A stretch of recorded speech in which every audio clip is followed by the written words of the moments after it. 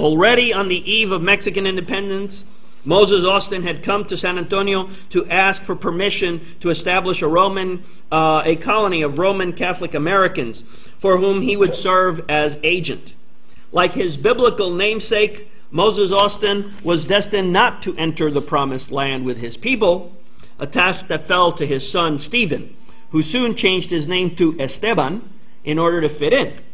He also learned Spanish, sent his brother Brown to live with the Seguins in San Antonio so that he might learn the language and customs of the people with whom he would be working for the rest of his life. Stephen Austin also set about establishing good working relations with other Tejanos. Instrumental to the success of Austin's early colony was Jose Antonio Saucedo, a longtime public figure who was serving as chief administrative officer of Texas in the 1823-25 period, when Austin was getting himself organized. It was Saucedo who kept Austin within the law and offered advice on how to establish rules for his colony.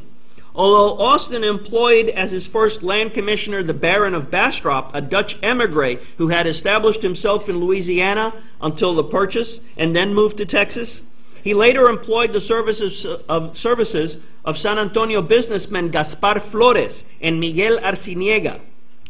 He later worked closely with political chief Ramon Musquiz, another native of Coahuila, who was attempting to establish his economic interests in Texas.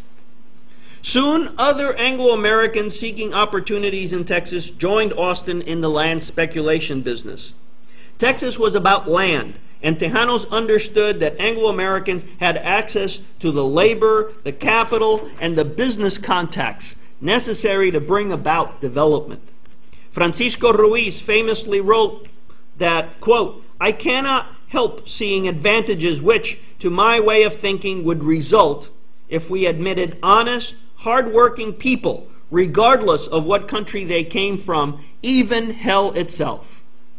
Of course, the devils were the Anglo-Americans, who were already beginning to raise suspicions, especially on the increasingly contentious issues of land and slaves.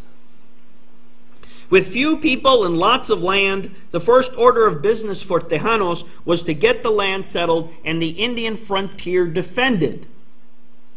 Anglo-Americans brought an uncompromising attitude toward native peoples that promised to solve the long-running problem of insecurity for Hispanic communities.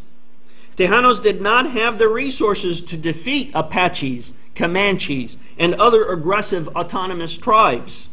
The Anglo-Americans did. There were not enough Tejanos or migrants from the interior of Mexico to cultivate Texas commercially, but Anglo-Americans were hell-bent on exploiting international cotton demand by expanding production everywhere possible. Tejanos saw incoming cotton interests,